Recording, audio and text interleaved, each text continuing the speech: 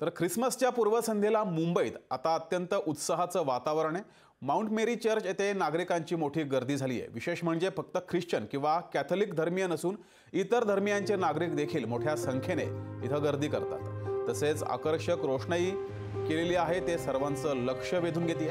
या संदर्भात थेट माउंट मेरी चर्च येथून आढावा घेतलाय आमचे प्रतिनिधी भूषण शिंदे यांनी।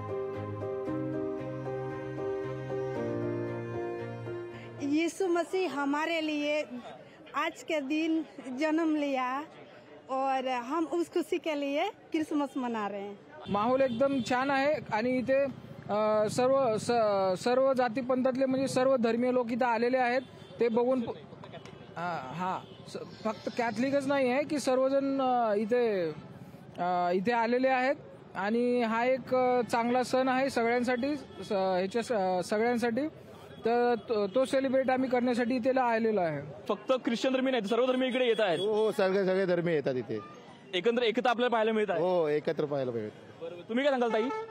खूप छान आहे, मुलांसाठी खूप छान आहे। कधीतरी आता वॅकेशनच्या सुट्ट्या पण पडल्यात त्या हिशोबाने आम्ही फिरायला पण आलोय आणि खूप मस्त वाटतंय आणि मुलांना थोडा एन्जॉय।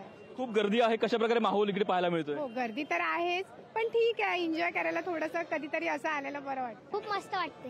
अच्छा, कशा प्रकारे क्रिसमस करू? शाळेत सुट्टी आहे का आज? हां, खूप आनंदी आहे मी। कोण कोण आलंय क्रिसमसला इथे? पूर्ण फॅमिली आली आमची। पूर्ण फॅमिली आली आहे। अच्छा, कोण कोण? लोकशाही मराठी ऐका, पहा, जागरूक रहा।